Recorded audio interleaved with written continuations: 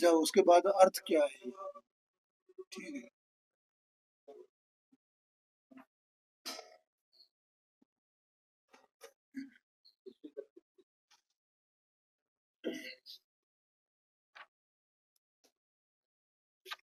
कैसे चालू करती है?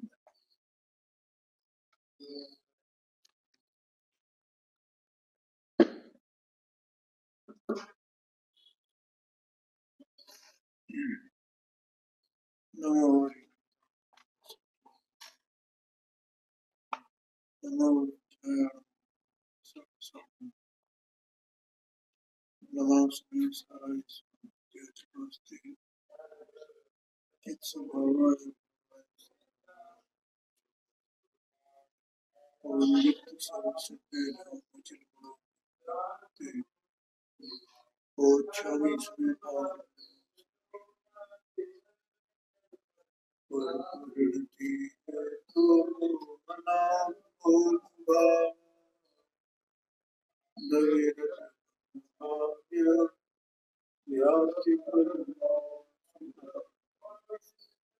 मम परमेश्वरी शोध चिन्ह मात्र मूर्ति भवतु समयसार व्याख्यैवा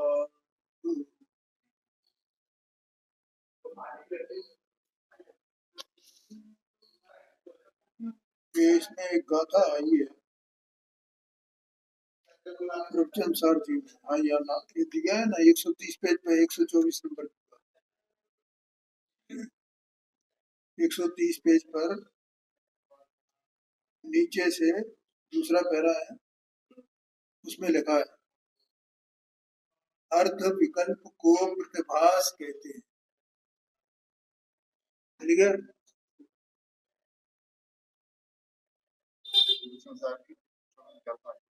बताऊं प्रवचन सार की 124 गाथा है। मैं पढ़ रहा हूँ, इसको पूरा पढ़ देता हूँ फिर आप।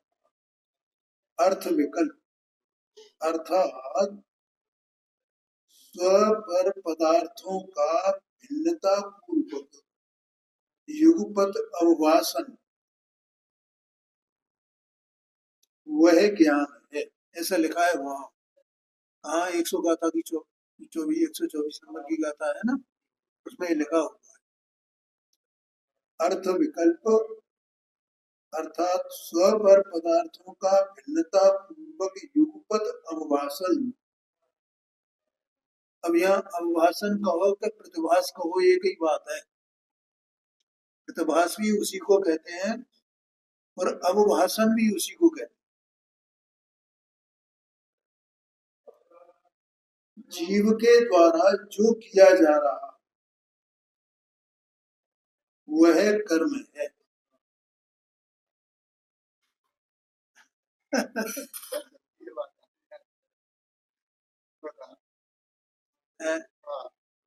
देखो, वह अनेक प्रकार का है। सुख अथवा दुख वह कर्म फल कहा गया।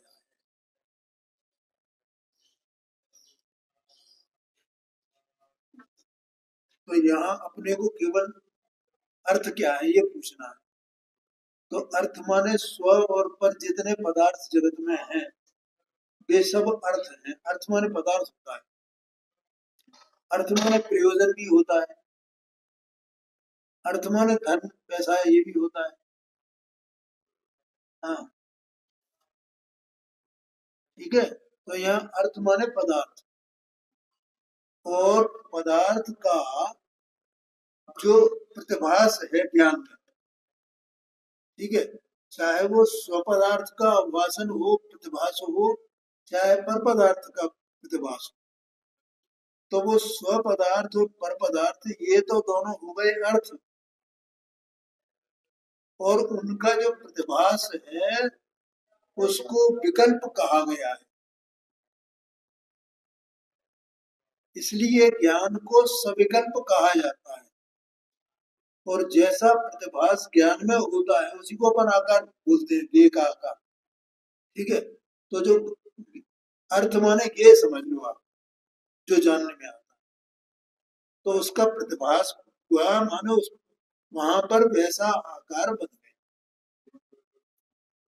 जैसे अपन, मैंने एक दिन उदाहरण दिया था, जैसे अपन किसी निर्मल सरोवर को, एकदम सुंदर वन हो, और उस वन में एक निर्मल सरोवर, निर्मल जल से भरा हुआ, ठीक है, और निस्तरंग हो, और उसके किनारे पर अपन जाके खड़े हो जाए, तो उसमें अपनी छाया पड़ेगी ना। तो वो छाया पड़ेगी, तो वो छाया वो पानी में प्रतिभास की तरह है, वो तो है सब पानी, और अपन उस प्रतिभास के लिए निमित्त रूप में अर्थ है, अपन को पदार्थ है, और पानी में वो जो छाया बनी है वो पानी का प्रतिभास है, माने पानी का परिणमन है, हमारा परिणमन नहीं है, वो तो पानी का परिणाम हुआ ना। तो उसको वहां विकल्प कहेंगे, उस प्रतिभास को, उस छाया को, ये पानी का विकल्प है, और अपन अर्थ हो गए, तो अर्थ उसमें निमित्त है, इसलिए पानी में जो छाया पड़ी वो अर्थ विकल्प, ठीक है। ऐसे आत्मा के ज्ञान में जो पदार्थों का प्रतिभास हुआ ज्ञान में, दर्शन में प्रतिभास नहीं होता है, ज्ञान में ही होता है, इसलिए उसको साकार भी कहते हैं उस प्रतिभास को, और उसे विकल्प भी कहते हैं, क्योंकि आकार बन गया ना वहां, इसलिए वो ज्ञान साकार है, अथवा तो वो अर्थ विकल्प है, प्रतिभास जो है, ऐसा बोला जाता है। ज्ञान साकार, दर्शन निराकार, ज्ञान सविकल्प और दर्शन निर्विकल्प, ऐसा। यहाँ विकल्प माने राग द्वेष वो नहीं लेना, विकल्प माने उसका वो आकार बना ज्ञान का भी, ऐसा आशय है जी। अरे वही तो विकल्प, और क्या है, जानना माने वो अब प्रतिभास, जिसको आभासन यहाँ कहा जाता, प्रतिभास प्रतिभास प्रतिभास प्रतिभास,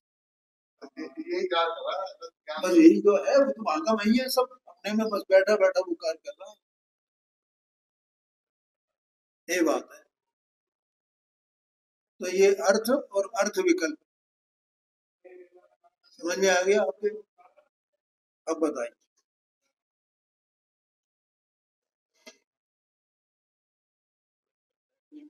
मन का मर्जना 135,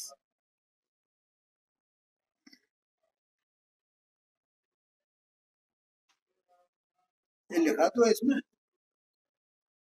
मन का मर जाना माने मन के जो विकल्प होते थे उनका टूट जाना।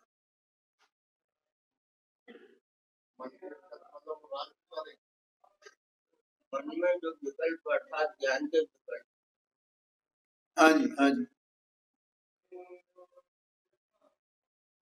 देखो जैसे अपना जो ज्ञान है ना, तो इंद्रियां और मन के अवलंबन से ये कार्य करता है ज्ञान, वर्तमान जो अपना सूक्ष्म ज्ञान है।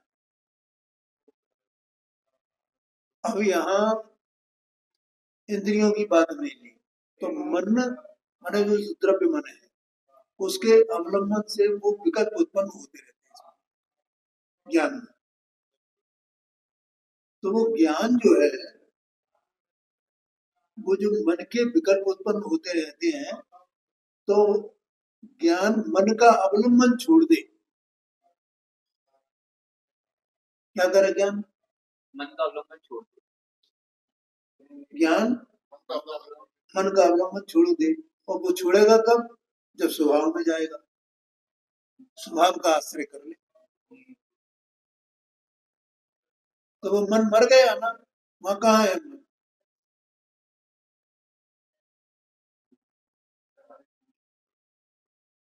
जैसा पंडित जी साहब ने मोक्ष में प्रकाशन में लिखा है ना, सविकल्प से निर्विकल्प, अब वहां जो अनुभव से जस्ट पहले जो चिंतन होता है, तो वास्तव में वो चिंतन जो है वो कोई राग द्वेष में तो नहीं है, तो सूक्ष्म राग होता है, वो एक अलग बात है। लेकिन स्थूल राग वहां नहीं होता, क्योंकि वहां तो स्वर का भेद विज्ञान रूप चिंतन चल रहा है। तो वो कोई पदार्थ ऐसा नहीं कि इष्ट है या अनिष्ट है या ये भी, इस प्रकार का तो कोई चिंतन है ही नहीं ना। तो वो जो चिंतन चल रहा है वो मन के अवलंबन से चल रहा है ना, बिना मन के अवलंबन से कैसे चले?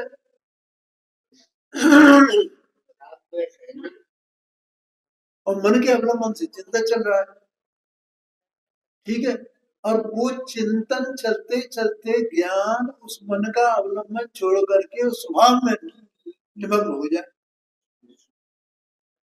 तो मन मर गया। उसी को पंडित साहब ने कहा, बनारसी दास जी ने, मन पाप है विश्राम। मन का मर जाना, मन का विश्राम पाना।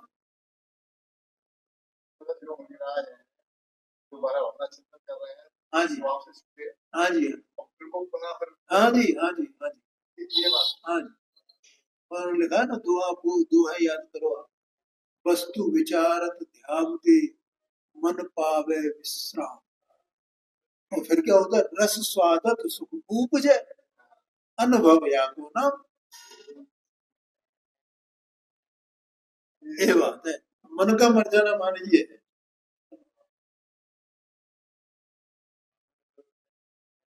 देखो लिखा है ना आगे, केवल शुद्धात्मा में लग जाना।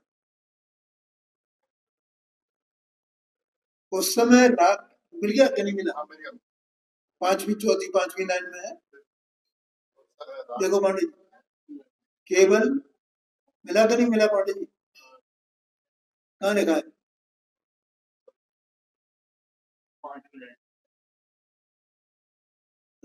उनका जानने में नहीं आना और केवल शुद्धात्मा में, हाँ ये शुद्धात्मा में लग जाना।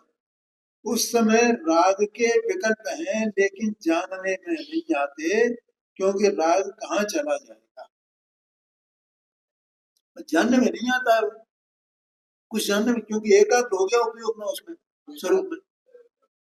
और फिर राग रहे क्या न रहे उससे क्या लेना देना है, राग रहे है क्या नहीं है, जाना किसने? मैंने जानेगा कौन? अब है या नहीं है, इसे ज्ञान तो उपयोग इधर लग गया ना, वो तो अपने को जान रहा है ना, तो वहां राग है कि नहीं कौन जानता है?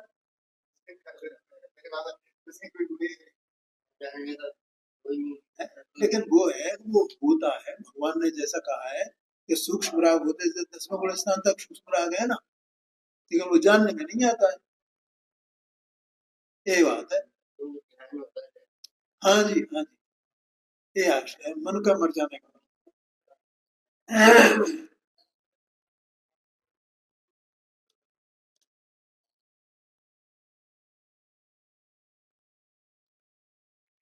देखो लिखा है ना आगे इसमें, राग की ओर उपयोग है ही नहीं, इसलिए जो राग है वो जानने में नहीं आता, अंतिम दो लाइन।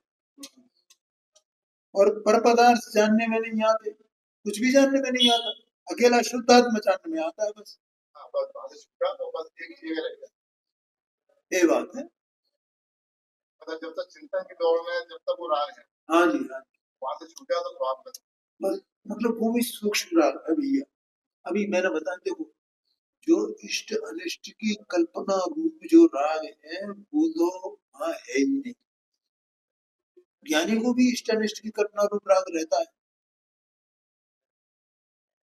समझ में?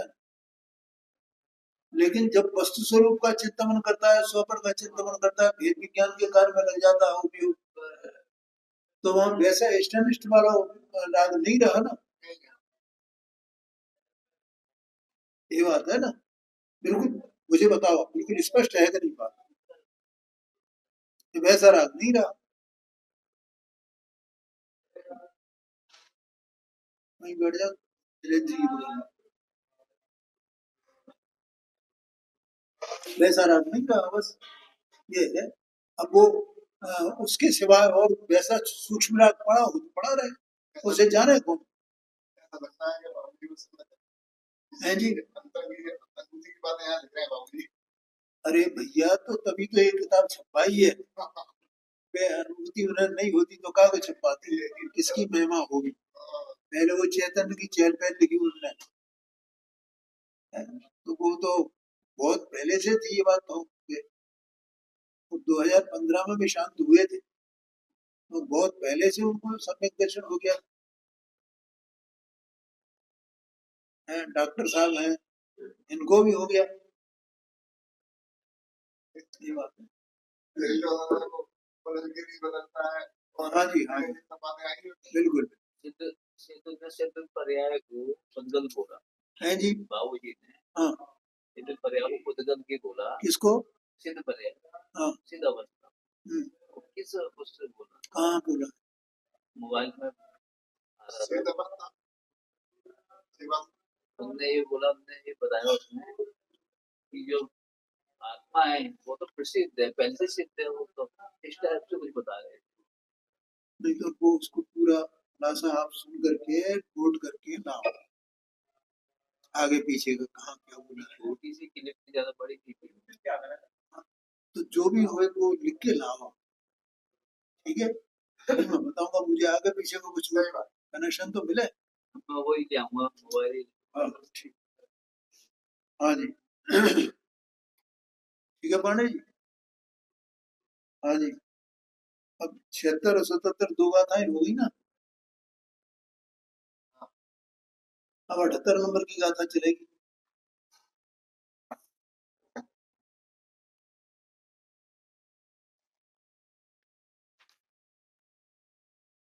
ये कल अपन ने गाथा पढ़ ली थी क्या? अभी नहीं पढ़ी। देखो 176 पेज पर है, ये किताब इस तरफ रख दो, ये पांडे जी के पास में, और आप जो है दोनों जने पढ़ो उसको एक साथ,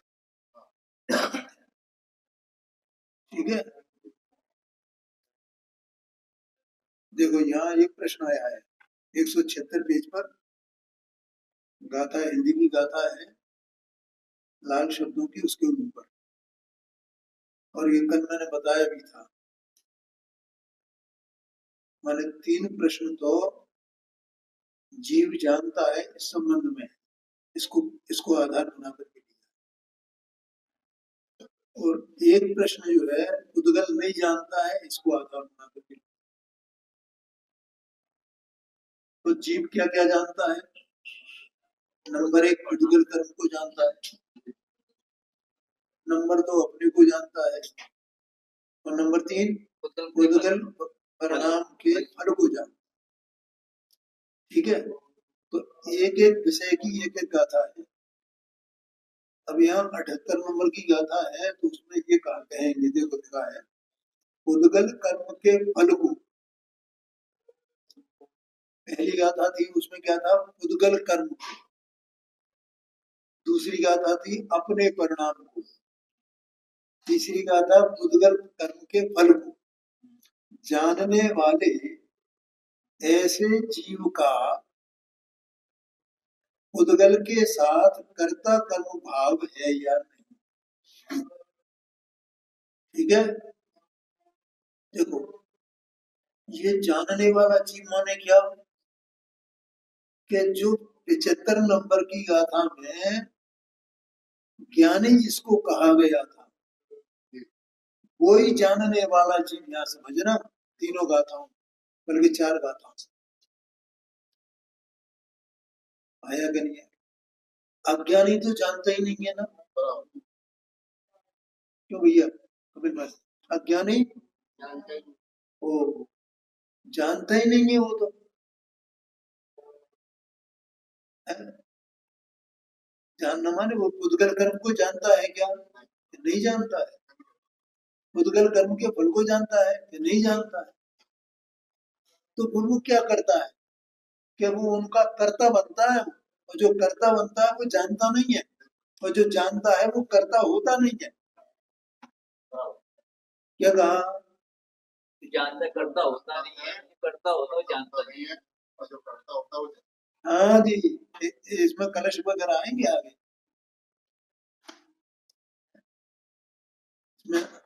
इसमें 97 नंबर का 98 नंबर का कलश आएगा, उसमें आएगी बात।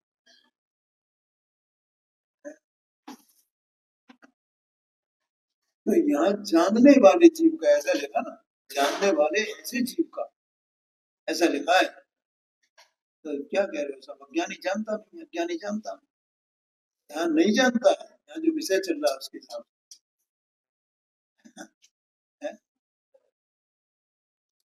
वो तो वास्तव में अज्ञानी तो मरा मराया है, उसमें है क्या, दम क्या है।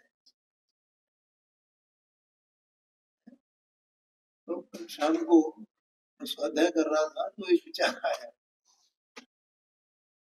कि वास्तव में जो जीव सम्यक दर्शन सम्यक ज्ञान संपन्न है, वो ही जीव का यथार्थ स्वरूप है। क्या कहा, जीव का यथार्थ स्वरूप क्या है, कि जो जीव सम्यक दर्शन ज्ञान रूप परम रहा है, वो अपने को ये बता रहा है कि मैं ये जीव हूँ, मैं ऐसा जीव हूँ। तो उस सिद्ध अवस्था में क्या हो रहा है, यही हो रहा है ना, वे अपने को सम्यक दर्शन सम्यक ज्ञान संपन्न है वे, तो वे जीव का यथार्थ स्वरूप है ना, वहां परिपूर्ण रूप से व्यक्तता है उस यथार्थ स्वरूप की, और यहाँ परिपूर्ण रूप से व्यक्तता नहीं है, बस केवल इतना अंतर है। लेकिन जो ज्ञान है वो ये जानता है अंदर में कि बस यही मेरा स्वरूप है, यही है यथार्थ मेरा स्वरूप, क्योंकि वो अंदर में जो वस्तु है वैसी तो व्यक्त हो रही है उसमें, और बाकी सब भावों का वो अकर्ता है, उनसे कोई लेना देना नहीं है। ये रहो तो रहो, जाओ तो जाओ, नहीं रहो तो नहीं रहो, मुझे क्या है, ये बताओ। तो इसलिए यहाँ कह रहे जानने वाले ऐसे जीव का उद्गल के साथ कर्ता कर्म भाव है या नहीं। ठीक है भैया, इसको जानने वाला क्या लिया, उद्गल कर्म के फल को जानता है। हाँ जी। अब देखो जो जीव, जो जानने वाला जीव है माने ज्ञानी है, तो वो ज्ञानी सबको जानता है, वो तो यहाँ क्रम लिया गया है। जैसे उद्गल है तो वो किसी को नहीं जानता ना, ये आगे आगे कथा है। और यहाँ क्या कह रहे हैं, यहाँ है कि जो ज्ञानी जीव है वो सबको जानता है, उद्गल कर्म को जानता है, अपने को जानता है, और उद्गल कर्म के फल को जानता है। ठीक है, फल माने सुख दुख आदि जो भाव है। क्या कहा, सुख दुख, सुख दुख, अपन सुख दुख का अनुभव करते हैं कि नहीं करते हैं, निरंतर। हर समय जीव दुखी है, सुख तो है ही नहीं कहीं, लेकिन उसी में दुख में ही अपन ने दो भेद कर दी है, एक सुख और एक दुख। कम दुख को सुख बोल दिया है। उड़ीसा में लिखा भी मोक्ष प्रकाशित में, हमने उसी में सुख दुख दो है, सब दुख ही दुख पाने, दुख ही दुख है, सुख है ही नहीं संसार में, नंच मात्र।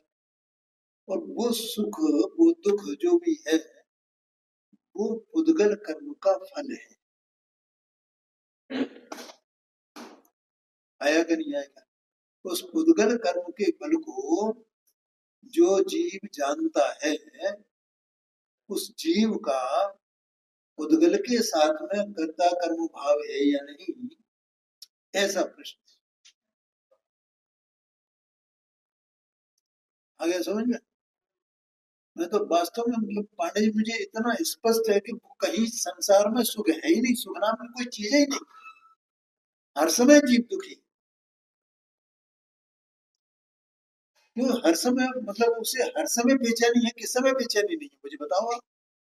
कोई ये कहे तो मुझे इस समय बेचैनी नहीं है, कोई ये ठोक के कहे तो मैं उसको बिल्कुल काट दूं उसकी बात, मैं पूरा कर दूं। तो कुछ रात को तुम आएगी अरे कोई राहत है ही नहीं, दुख ही दुख है। दुख ही दुख है। वो तो कम हो गया ना तो उसको सुख मानता है, यही बात भोगने की आकुलता तो है ही है। फल आया तो उसको भोगने की आकुलता नहीं नहीं, वो नहीं भैया, वो तो क्या है, हम देखो अभी इधर बैठे हैं ना, अभी अभी इधर से ऐसे बैठ गए, अभी उधर से ऐसे बैठ गए, फिर ऐसे बैठ गए, वैसे बैठ गए, फिर पैर पे पैर रख लिया, फिर पैर पे पैर उतार लिया। इसको बेचैनी बता रही है कि नहीं बता रही है? किस समय बेचैनी नहीं? भूख प्यास की बेचैनी ये तो स्थूल बेचैनी है, और जो सूक्ष्म बेचैनी है उसे पता ही नहीं चलता है कि मुझे क्या बेचैनी है, क्या दुख है। हर समय बेचैन है ये, हर समय।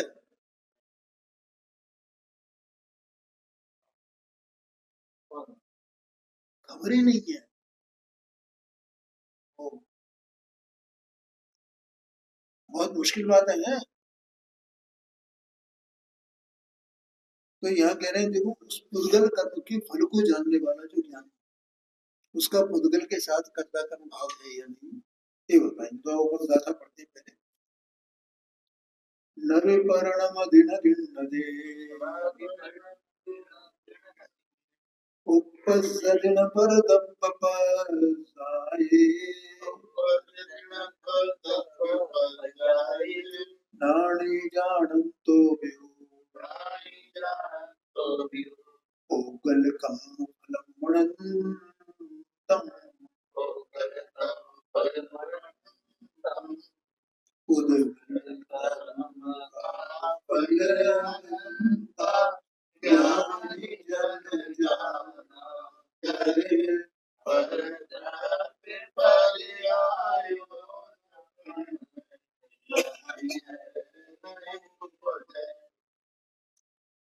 एक तो ये है, अपन इसको सही पढ़ा करें, उपजे नहीं उपजे, उसमें लय बनेगी सही बोलने में, जो लिखा है उसको वैसे ही देखो। अब ये सीधा टीका से हम शुरू करते हैं, इसमें कोई बात नहीं। इसमें एक बात विशेष बताऊंगा आपको कि यहाँ पर ये जो टीका की है ना, पहले जैसे पहले क्या आया था, पुद्गल कर्म के फल को जानने वाला, फिर दूसरा आया अपने परिणाम को जानने वाला, और तीसरा यहाँ आया पुद्गल कर्म के फल को जानने। ठीक है पांडे जी, तीन बातें, ताकि थोड़ी सूक्ष्मता बता रहा हूँ, हालांकि कोई स्थूलता है, कोई ज्यादा, कोई थोड़ा ध्यान से पढ़े तो वो समझ में आ जाए कि यहाँ पर ये आचार्य देव ने जो तीनों गाथाओं में प्राप्य विकार और निर्वृत्त ऐसी पर्याय का वर्णन किया है।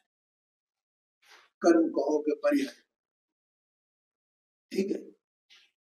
तो कौन सी पर्याय के संबंध में कहा है, कौन से कर्म के संबंध में कहा है कि जिस कर्म को वो जानता है ज्ञानी। जैसे पहले पुद्गल कर्म को जानता है ये कहा, तो पुद्गल कर्म की बात की उन्होंने, प्राप्य विकार और निर्वृत्त। फिर 77 नंबर की गाथा में कहा कि ज्ञानी अपने परिणाम को जानता है, तो फिर वहां प्राप्य विकार और निवृत्त कर्म कौन सा हुआ, अपना परिणाम। और अब यहाँ पुद्गल कर्म के फल को जानता है, तो यहाँ प्राप्य विकार और निवृत्त पुद्गल कर्म का फल हुआ। जानता किसको है, आगे समझ में ऐसा है। तो देखो टीका है, प्राप्य विकार और निवृत्त ऐसा व्याप्य लक्षण वाला सुख दुखादि रूप उद्गल कर्म फल स्वरूप, आ गया जो कर्म, क्या कहा, प्राप्य विकार और निवृत्त, ऐसा तीन प्रकार का जो कर्म कहा गया है, वो कर्म यहाँ पर क्या है, उद्गल कर्म का फल, ये लिखा है ना। और वो उद्गल कर्म का फल कैसा है, सुख दुखादि रूप, ठीक है। अब उस पुद्गल कर्म के फल में जो प्राप्य निर्वृत्त विकार रूप है, उसमें पुद्गल द्रव्य स्वयं अंतर व्यापक होकर आदि मध्य अंत में व्याप्त होकर उसे ग्रहण करता हुआ, उस रूप परिणमन करता हुआ और उस रूप उत्पन्न होता हुआ उस सुख दुखादि रूप पुद्गल कर्म फल को करता है। वो पुद्गल ही आदि मध्य अंत वाला उसका तीनों प्रकार से पुद्गल का ही परमन है। हाँ जी, हाँ जी, हाँ पुद्गल जी, ही करता है। हाँ जी। बोलो भैया क्या समझ में नहीं आया? बिल्कुल सरल बात है ना, अपन ने दो बातें पहले पढ़ ली है, टीका पढ़ ली है उनकी। पर तीसरी बात है, यहाँ कर्म क्या है? पुद्गल की तरफ से सारी बातें। हाँ जी, हाँ जी। पुद्गल कर्म का जो फल है, तो वो फल कोई कर्म है क्या नहीं स्वयं?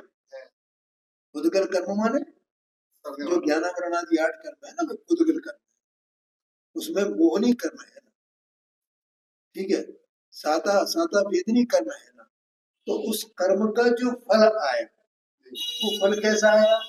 सुख दुख रूप आया। तो वो सुख दुख रूप कार्य हुआ ना, सुख का कार्य दुख का कार्य हुआ क्या नहीं हुआ? तो वो कार्य होने से कर्म हुआ क्या नहीं हुआ?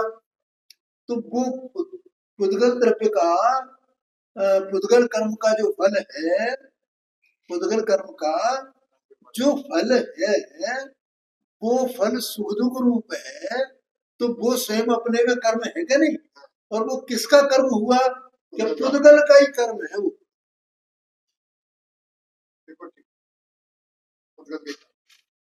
ठीक है, माने जो कर्म उदय में आया है वो तो पुद्गल कर्म है ही है, लेकिन उस पुद्गल कर्म के उदय के निमित्त से जो सुख दुख हुआ है वो ही पुद्गल कर्म।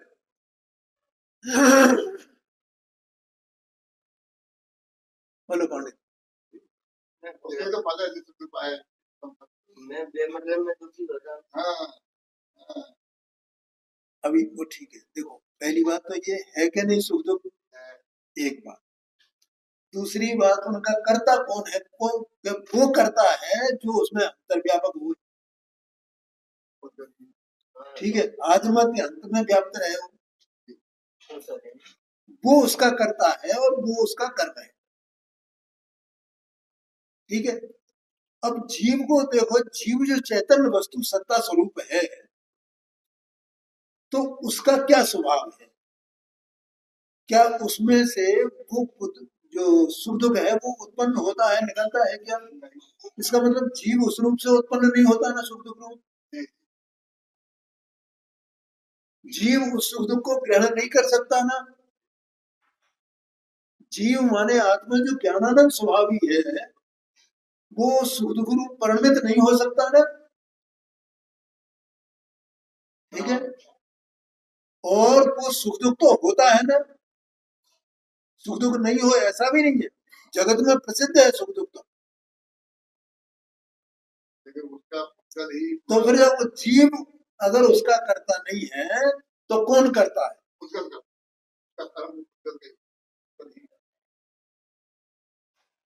बताओ पांडे जी, बोलो, कोई प्रश्न पूछना।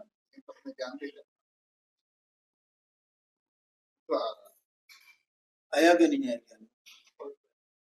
देखो जो ज्ञानी है वो अपने को क्या स्वीकार करता है, वो कौन ज्ञान किसको देख रहा है? ज्ञान किसको देख रहा है? ज्ञान एक समय की जो पर्याय ज्ञानोपयोग है ना ज्ञानी की, वो किसमें अपनापन करता है, अपने को क्या मानता है कि मैं ये ज्ञान विज्ञान घन स्वरूप वस्तु हूं, मैं ऐसा देखता है, ऐसा जानता है, ऐसा मानता है कि नहीं मानता है? तो जो विज्ञान घन स्वरूप वस्तु है, उसमें से सुख दुख कहां से आ गया? वो विज्ञान घन स्वरूप वस्तु सुख दुख रूप कैसे परिणमित हो? वो विज्ञान घन स्वरूप वस्तु सुख दुख को कैसे ग्रहण करे? ख्याल में आया करिए, ये नहीं आया समझ? जो है ना उसकी अवस्था में पुद्गल कर्म के द्वारा होने वाला जो है उसको कैसे उत्पन्न, मतलब यही कहना है। तो पांडे जी, हम जब छोटे थे ना, एक दृष्टांत ख्याल में आ गया और बहुत जोरदार बड़ा सटीक दृष्टांत ख्याल में आया। ये सब आप लोगों का भाग्य है। जब छोटे थे तो हमारी माँ हमारी आंखों में काजल लगाती, ठीक है। बहुत बड़े हो गए, उस समय चलन भी हाँ जी, था। चलन था और घर घर में काजल हुआ करता था और काजल भी घर में ही तैयार किया जाता था, हमने देखा है। अब तो कहीं कोई जानता ही नहीं काजल क्या चीज है, वो पेंसिलें आती है वो लगा हाँ, दिया। वही। क्यों? विश्वास नहीं। 7 साल तक, जब तक मैं 7 साल का हो गया तो तब तक अरे हमने तो साहब तो 11-12 साल तक लगाया है। और इतने ही नहीं, तो और बड़े हो गए ना, तो जैसे शाम को सोते तो हमें लगता था, तो माँ से कहते थे अपनी से हमारी आंखों में काजल लगा सोने से पहले। ठीक है बाला जी। अच्छा, मुझे क्या कहना है यहाँ पे कि एक जो काजल लगा है ना, काजल आया आंखों में, इस काजल का कर्ता आंख है क्या? और आंख में ही लगा है। बताइए। आंख उस काजल रूप परिणमित होती है क्या? नहीं, आंख उस काजल रूप उत्पन्न होती है क्या? आंख उस काजल को ग्रहण करती है क्या? नहीं। इससे मुझे बताओ। और लगा आंख में है। क्या मैंने कहा ना, बड़ा शानदार उदाहरण दृष्टांत में आया है, ख्याल में आया। ऐसे आंख ग्रहण नहीं करती, आंख उस काजल रूप उत्पन्न नहीं होती, आंख उस रूप परिणमित नहीं होती, काजल रूप परिणमित नहीं होती, और आंख में काजल लगा हुआ है, तो आंख उसका कर्ता है क्या? ओ, तो ये ख्याल में है। तुमने लगाया काजल कभी? अच्छी बात है। समझ में आया कि आंख में ही लगा हुआ है। तो दिवाली में लगता है। हाँ, ऐसे ये भगवान आत्मा, इसकी अवस्था में सुख उत्पन्न होता है, लेकिन भगवान आत्मा उसका कर्ता नहीं है, ये बताना है। उसमें कौन व्यापक है? उदगल व्यापक है। भगवान आत्मा तो ज्ञानानंद स्वभाव वस्तु, एकदम ज्ञान का पुंज, ज्ञान का प्रकाश रूप परिणन करने वाला है। ज्ञान को ही ग्रहण करने वाला, ज्ञान में होने वाला, ज्ञान रूप रहने वाला सदा का, वो स्वरूप उत्पन्न नहीं होता है। वो उसमें जो उद्गल, वो तो उद्गल का कर्म है और उद्गल उसमें अंतर व्यापक होकर रहता है। ये परिणति में राग द्वेष मोह सुख दुख आदि के जो भाव है, ये वास्तव में आत्मा की अवस्था में काजल की तरह है, जो बाहर से आए हुए। आत्मा उस रूप उत्पन्न होता ही नहीं, मानता रहता है। वो अज्ञान से माना है, क्या करे, इसको खबर नहीं है ना पांडे, अज्ञान से माना है। देखो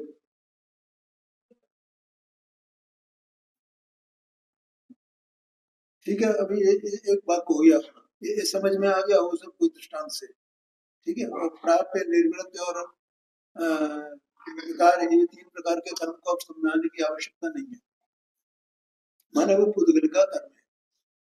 इस प्रकार पुद्गल द्रव्य के द्वारा किए जाने वाले सुख दुखादि रूप उद्गल कर्म फल को ज्ञानी जानता हुआ भी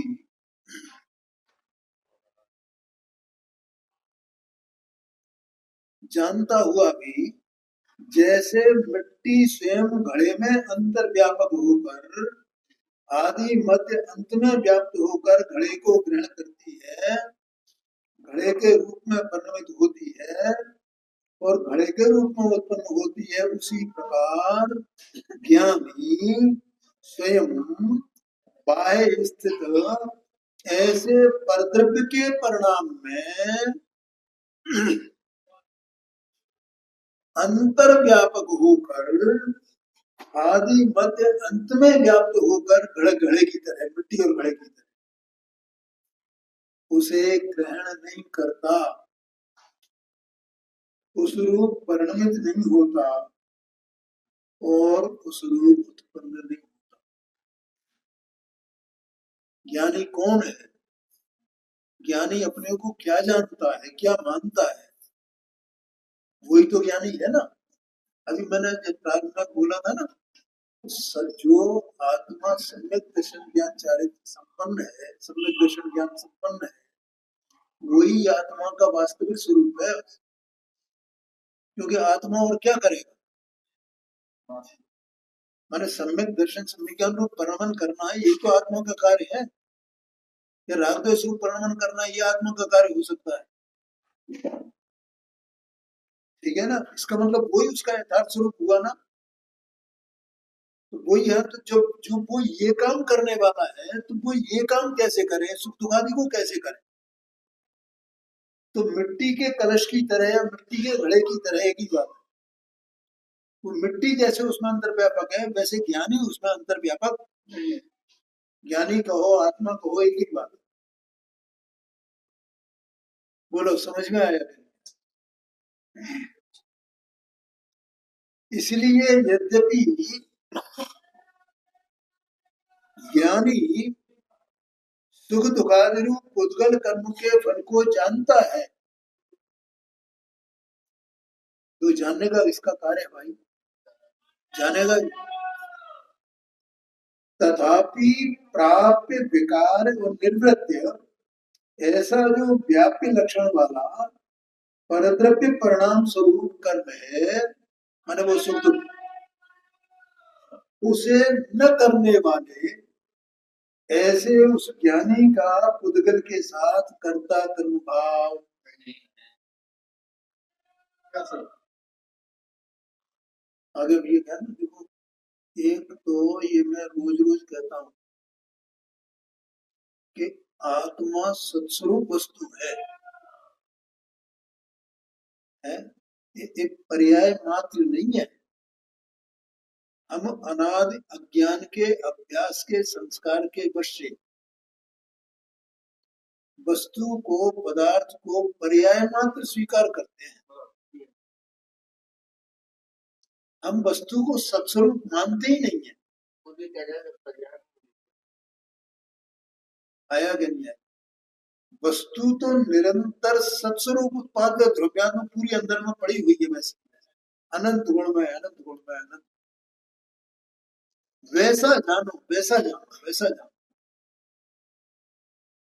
ऐसा है। जो हम सत्स्वरूप माने जिसका कभी नाश नहीं होता, अनादि अनंत है, ऐसी जो वस्तु है, वो वस्तु स्वयं अपने में इस प्रकार से परिणमित होती है, ज्ञान दर्शन रूप परिणमित होती है। वो कोई राग रूप परिणमित हो ही नहीं सकती, ऐसी वस्तु आत्मा है। ऐसा सम्यक दर्शन सम्यक ज्ञान है उसी वस्तु का।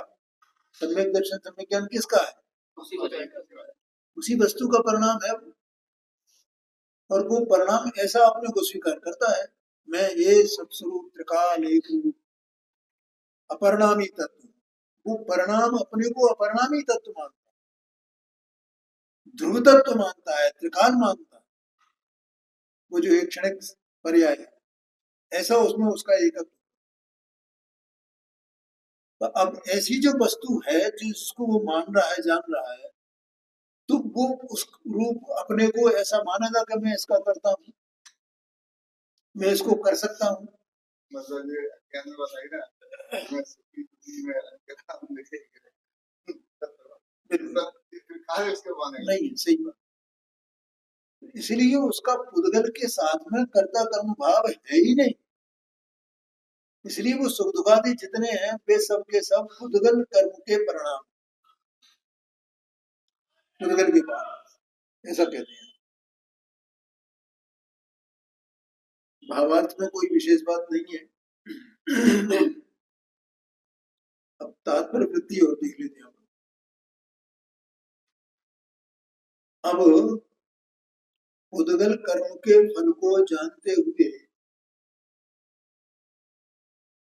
जीव का उद्गल कर्म के फल के साथ उद्गल कर्म फल के निमित्त से द्रव्य कर्म के साथ निश्चय से कर्ता कर्म भाव नहीं है, ऐसा कहते हैं। देखो क्या कहा इन्होंने, आचार्य देखना। अब उद्गल कर्म के फल को जानते हुए जीव का, माने वो जाने किसी को, उद्गल कर्म के फल को जान रहा है और वास्तव में जाना किसी को भी ये भी है ही नहीं। वो किसको जाना, वो तो जानन रूप है, जानन रूप परिणमन करता है बस। लेकिन यहाँ तो उसको, वो उसका विषय बना, बस ये बात बना। क्या कहा, उसका विषय बना। ज्ञान का स्वरूप वैसे ही समझना पाड़े जी। कैसा, तो त्रिकाल जानन क्या वो तो जानन रूप परिणमन है मात्र, जानन रूप परिणमन।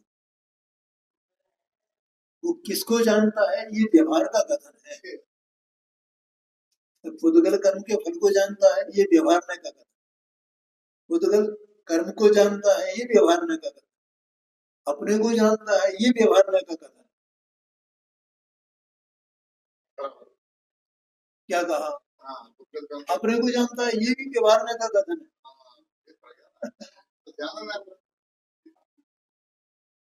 वो तो बस जानता मात्र है ना, आया कि नहीं आया क्या। लेकिन ये भेद किए बिना और उसके आश्रय के बिना, ज्ञेय के आश्रय के बिना ज्ञान को समझाया कैसे जाए। एक पुद्गल कर्म का पुद्गल के साथ में कर्ता कर्म भाव है या नहीं, इसको बताया कैसे जाए। इसलिए ये सब व्यवहार के कथन है। तो इसलिए ऐसा जानना भैया ज्ञान को, कैसा जानना, कि वो तो अपने में रह करके उस जानन रूप पर नमन करना। जैसा नमक का डेला है, नमक है तो वो खारे कर्म के स्वभाव वाला है, तो बस अपने में रह करके खारेपन रूप पर नमन कर रहा है। इसलिए उसे जहां जहां भी मिला तो कोई नमकीन हो जाए, जहां भी उसका अस्तित्व तो वही नमकीन हो जाए।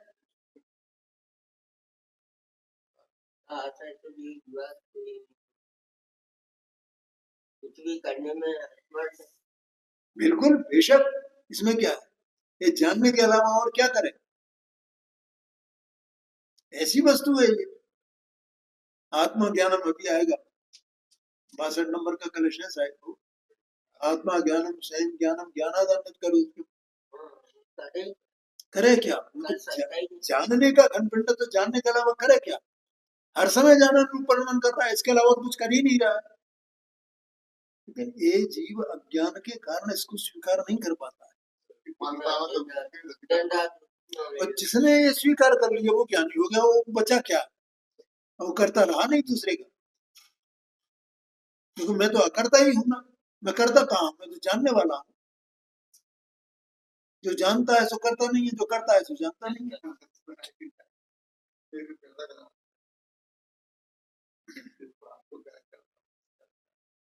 तो यहाँ उद्गल कर्म के फल को, ठीक है, ये जानने वाला, ऐसा कहा गया। देखो दोबारा पढ़ूं क्या इसको, अब फिर पढ़ देता हूँ। अब उद्गल कर्म के फल को जानते हुए जीव का उद्गल कर्म फल के निमित्त से, उद्गल कर्म फल के निमित्त से द्रव्य कर्म के साथ निश्चय से कर्ता कर्म भाव नहीं है।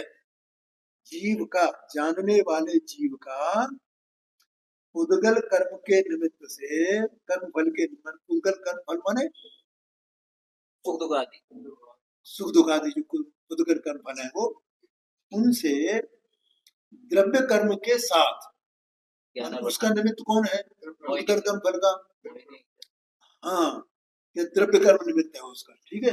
तो द्रव्य कर्म निमित्त है, तो उस द्रव्य, तो वो द्रव्य कर्म तो उसका करता है, ठीक है। लेकिन उस द्रव्य कर्म का कर्ता जीव नहीं है, उसके साथ में जीव का कोई लेना देना नहीं है, उसका कर्ता तो द्रव्य कर्म है। और जीव जो है वो द्रव्य कर्म का कर्ता नहीं है। जब द्रव्य कर्म का ही कर्ता नहीं है तो द्रव्य कर्म के कार्य का कर्ता कैसे हो? तो ऐसा आशय है। देखो निश्चित, देखो यहाँ कल भी मैंने बताया निश्चय से कर्ता कर्म भाव नहीं है, ऐसा कहा। क्योंकि वो जो कर्ता कर्म भाव कहा जाता है कदाचित जनवाणी में ऐसा आता है ना, वो व्यवहार नहीं का कथन एक ही वस्तु में होता है। ठीक है, देखना कैसे, ये थोड़ा सूक्ष्म बात है। ये जो आत्मा चाहे ज्ञानी हो क्या ज्ञानी, जब ये आत्मा अपनी समाधि में स्थित नहीं है, ध्यान में स्थित नहीं है, ठीक है, तब ये उपयोग बाहर है, और बाहर है तो वहां विकल्प है, ठीक है। और जो विकल्प है तो उस विकल्प के निमित्त से कर्म का बंध होता है या नहीं होता है? होता है। हाँ, तो वो जो कर्म का बंध हुआ पांडे जी, वो वास्तव में कर्म का बंध निश्चय से उद्गल का कार्य, क्योंकि उद्गल परिणमा है। कौन परिणमा है? उद्गल परिणमा है। वो यहाँ की भाषा अगर ले ना तो वो स्वयं अंतर व्यापक होकर आदि मध्य अंत में व्याप्त होकर के उद्गल ही उसका करता है, जीव उसका करता नहीं। आया कि नहीं आया? तो जीव उसका करता है ही निश्चय से, लेकिन व्यवहार से जीव करता है ऐसा कहा जाता है ना। तो इसलिए यहाँ आचार्य देव ने ऐसा कहा कि निश्चय से करता नहीं है,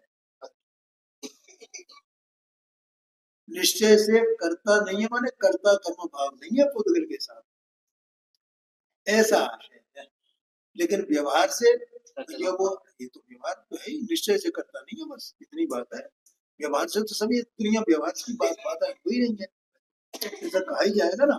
तो कौन ने किया है, किसने किया, ये जीव ये नहीं करे तो ये कर्म कैसे बने? तो व्यवहार से ऐसा आरोप होता है। जीव का परिणाम तो कुछ रागद्वेष का परिणाम है, वो तो निमित्त मात्र है उसमें है। तो जीव ने तो किया नहीं है, जीव ने तो अपना रागद्वेष किया, पुद्गल के कार्य तो किया नहीं ना। और वो पुद्गल के निमित्त से ही, पुद्गल कर्म के निमित्त से ही इसके अंदर वो उसका फल आया है। पुद्गल कर्म फल अंतर में उदय में जो आया है, ठीक है। तो उस पुद्गल कर्म का, पुद्गल द्रव्य का वो जीव करता नहीं है, उसके साथ में उसका कर्ता कर्म संबंध नहीं है, ये बताया। ठीक है, आगे चर्चा बंद कर।